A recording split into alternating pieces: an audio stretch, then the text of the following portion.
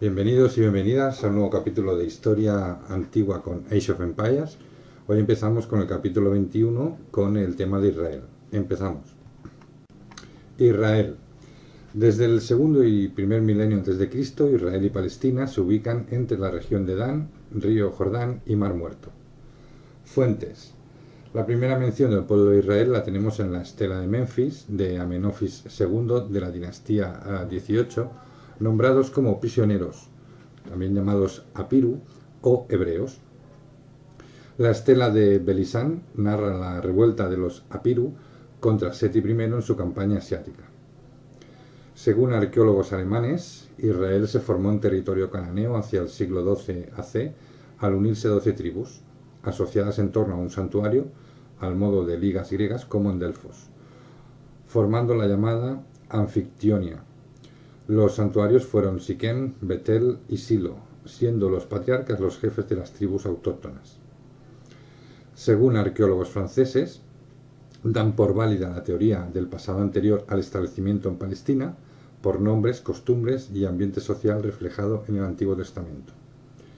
Según arqueólogos americanos, sitúan el éxodo y la conquista de Palestina en el siglo XII a.C., pero difieren en torno a la época patriarcal, la época de la Marna en el siglo XV a.C., o bien primera mitad del segundo milenio a.C.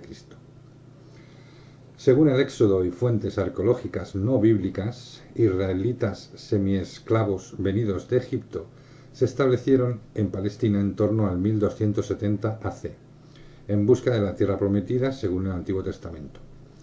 Se constituyeron en 12 tribus, sin estado, ni gobierno, ni administración, aunque cada una de ellas gozaba de independencia y falta de organización característica de los pueblos nómadas.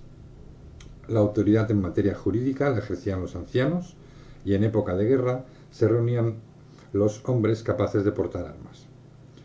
La época de los jueces abarca desde la muerte de José al nacimiento de Samuel, momento en el cual ya no eran nómadas, pero mantenían el carácter tribal y patriarcal.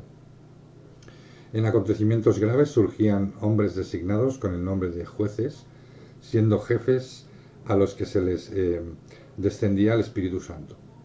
Los israelitas pudieron mantener su cohesión no por su organización política, sino por el factor religioso.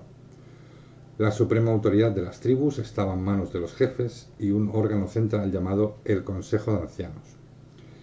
Al sedentarizarse y asimilar la cultura cananea, la autoridad tribal se debilitó y se impuso el principio de lazos de sangre. La monarquía israelita. Los filisteos invadieron el país formando parte de la segunda oleada de pueblos del mar, que según la tradición israelita procedían de Grecia, y tras ser rechazados por Egipto, formaron la Pentefederación Filistea. Penetraron poco a poco en territorio ocupado por los israelitas, hasta que en el 1050 AC los israelitas fueron derrotados en Afec, y su arca de la alianza, traída desde Silo para mantener la moral de los israelitas, cayó en manos filisteas y el santuario fue destruido. A partir de entonces los israelitas se ven obligados a coordinarse y nombrar un rey capaz de someter los territorios y defenderlos.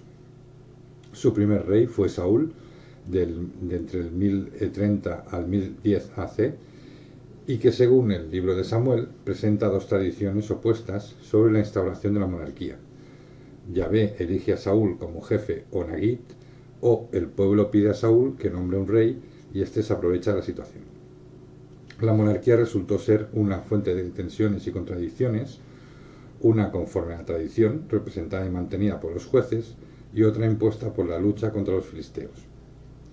Saúl usurpó las funciones sacerdotales y por ello Samuel le auguró un corto reinado, y ungió a David, popular por vencer con su onda al gigante Goliat, provocando la huida del ejército filisteo. David tuvo que huir por el descontento de Saúl, poniéndose al servicio del enemigo, por lo que le fue entregadas las tierras de Neguev de Judá. Poco después se volvió en contra de los amalecitas y tribus del desierto, convenciendo a la gente de que él era el verdadero vencedor.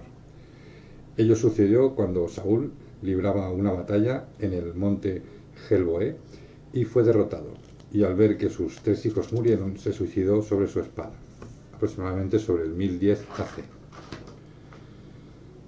Se proclama rey de Hebrón a David desde el 1010 al 970 AC, apoyado por tropas mercenarias, cambiando por completo el procedimiento de doble elección utilizado por Saúl, Yahvé y su pueblo. En Israel fue proclamado rey Isbaal, hijo de Samuel, pero fue asesinado en el 1012 AC, con lo que las tribus crearon una alianza con Hebrón, estableciendo su capital en Jerusalén. Se anexionaron los estados cananeos, creándose una monarquía basada en 4 pilares. 1. La corte, guardia y harén. 2. La cancillería, con archiveros, escribas y heraldos. 3. El ejército, con el comandante llamado Joab, o jefe mercenario y jefe de reclutamiento. Y 4. El culto, dirigido por sacerdotes Sadoc y Abiatar. Se creó la figura del encargado de prestaciones personales, con la función de crear un censo, posiblemente por motivos fiscales. Este tipo de centralización chocaba con las costumbres, dando lugar a 3 corrientes entre partidarios de Saúl, tradicionalistas, y los que ambicionaban un nuevo régimen. Le sucedió Salomón desde el 970 al 931 AC, hijo de David, y Betsabé, mujer del hitita Urilla. La incursión egipcia hacia Gezer acabó con reconciliación y el matrimonio de Salomón con una princesa egipcia, señal de debilidad de la 21 dinastía egipcia. Mantuvo la integridad del reino organizando el ejército, dotado de 1.400 carros cananeos y 12.000 jinetes, y creando fortificaciones en las principales vías de penetración, como en Hazor en Galilea, Megiddo en los pasos de Carmelo, Gesep, Bet Jorón y Baalá en los accesos a la costa. Comerció con Tiro y explotó las minas de Ezion-Geber, importante centro industrial y mayor refinería del Próximo Oriente en el Sinaí. Realizó también grandes construcciones con material y artesanos fenicios, entre ellos el Templo de Jerusalén y una recopilación de la historia de Israel. Los gastos de reconstrucción, mantenimiento del ejército y la corte, añadido a la multiplicación de la burguesía, la fastuosidad y la influencia extranjera, produjo un aumento de impuestos para cubrir el déficit, socavando con ello los cimientos de la sociedad agrícola pastoril y aumentando las diferencias entre pobres y ricos. A la muerte de Salomón en el año 931 AC, su hijo Roboam fue proclamado rey por la asamblea, pero ante los problemas económicos subió los impuestos y las tribus del norte se rebelaron y se separaron, dividiendo el país en 2. Reino de Judá, del 931 al 586 AC. Tribus de Judá y Benjamín, fieles a las tradiciones religiosas y al hijo de Salomón, formaron el reino de Judá con capital en Jerusalén. Las relaciones con Israel eran tirantes entre el 848 al 841 AC, hasta que Joram llevó a cabo la reunificación casándose con Atalía, hija de Acab y Jezabel de Israel. Atalía mantuvo un reino de tiranía entre el 841 al 835 AC y fue asesinada, produciéndose el exterminio de la casa de David. Le sucedieron Joas del 835 al 796 AC y Amasías del 796 al 781 AC, pasando el reino a ser tributario de Damasco, y produciéndose la invasión israelita y el saqueo del templo. Son los tiempos de la profecía de Isaías. Tras el reinado de Azarías, Jotán y Acaz, sucedió Ezequías del 716 al 687 AC, el cual se alió con Egipto para intentar sacudirse el yugo asirio, pero Sennacherib le derrotó y amenaza Jerusalén. Entre el 587 al 586 AC se produce la conquista y destrucción de Jerusalén por Nabucodonosor II, llevándose cautivos a los judíos a Babilonia, comenzando la diáspora del pueblo judío y el fin del reino de Judá. Reino de Israel, del 931 al 722 AC. Las otras 10 tribus fundaron el reino de Israel con capital en Siquem, Penuel, Tirra y Samaria, adulterando las tradiciones religiosas y caracterizado por conflictos internos y guerras con Egipto, Damasco y arameos. El candidato y caudillo del ejército, Omri, del 885 al 874 AC, fue proclamado rey, constituyendo a la ciudad de Samaria como capital política y religiosa.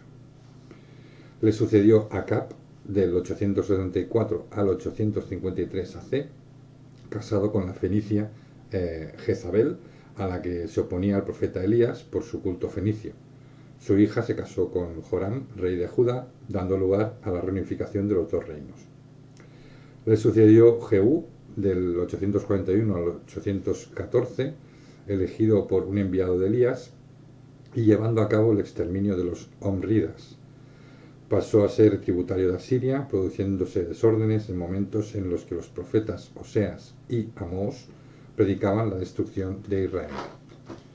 En el 722 AC, Sargón II destruye Samaria e inicia la deportación de israelitas, convirtiendo a Israel en provincia siria, hasta que en el 539 AC, tras la conquista del imperio neobabilónico por Ciro II, Palestina pasa a formar parte del imperio persa.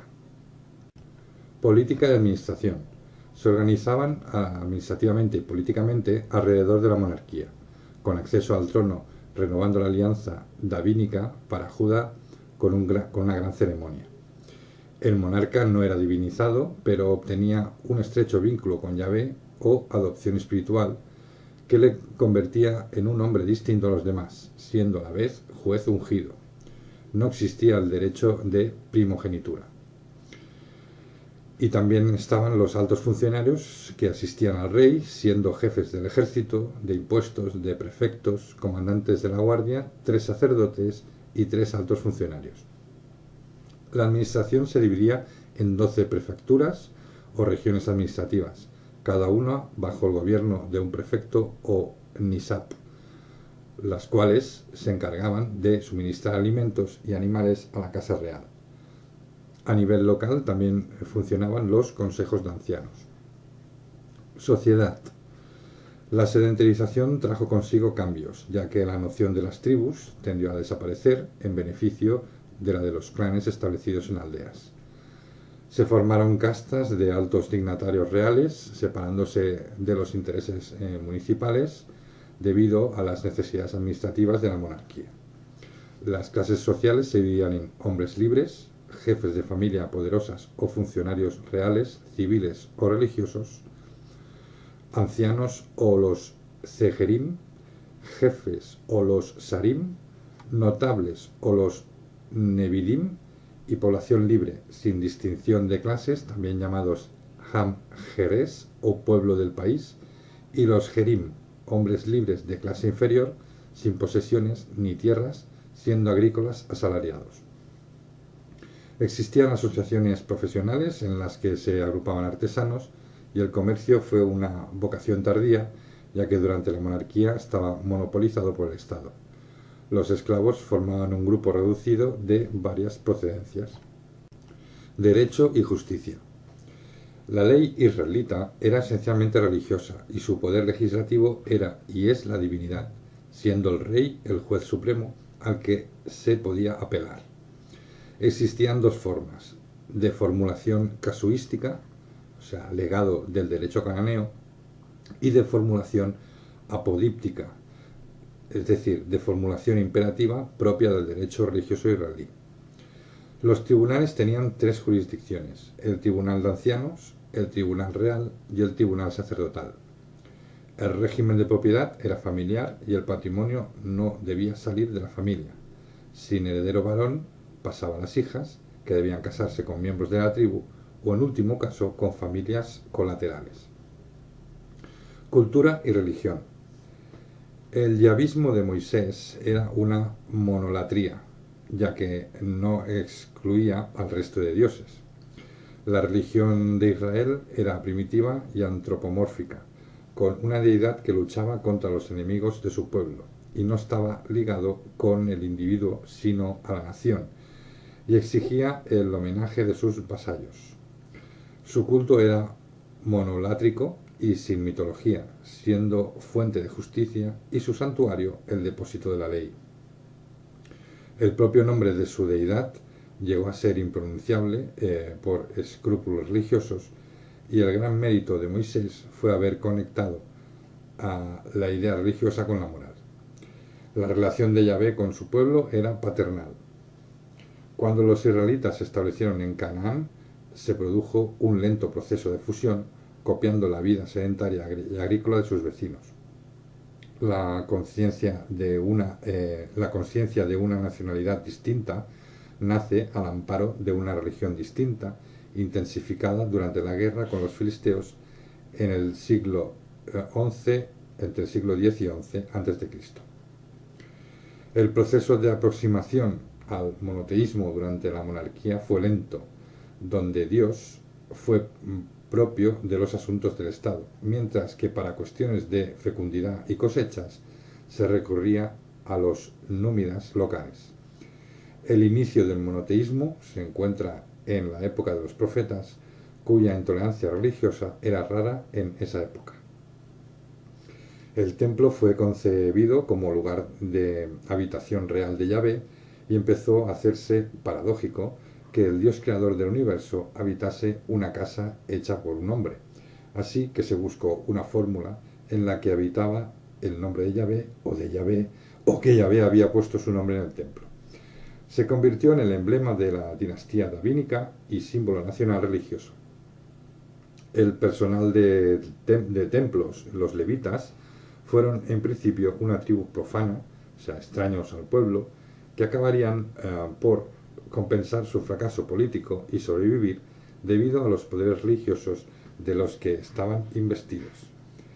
También se contaban con otros servidores como músicos y cantores. Antiguo Testamento como fuente histórica. El pueblo hebreo estuvo influido por las civilizaciones mesopotámicas que le rodeaban, y por ello se encuentran en la Biblia tradiciones y concepciones culturales sumerias, asirias y babilónicas. Para babilónicos y asirios la creación se realiza a través de un caos preexistente, mientras que en el Antiguo Testamento Elohim no surge del caos, sino que es Él quien lo crea y lo transforma. La coincidencia de los textos orientales con el Antiguo Testamento revela su origen común. Causas y consecuencias. El paso de unas tribus nómadas al establecimiento de un estado monárquico fue clave para el posicionamiento y la estabilidad del pueblo de Israel. Por otro lado, la fuerte dependencia de la religión creó disensiones y múltiples disputas que, agregado a los problemas económicos en el apogeo y la comodidad de la monarquía, llevó a dividir esa unión que les hizo sentir seguros. Aun con la reunificación, el país estuvo expuesto tanto a las amenazas asirias como a las babilónicas, cayendo finalmente bajo sus dominios. Bueno, pues hasta aquí hemos llegado al final de este capítulo de Israel.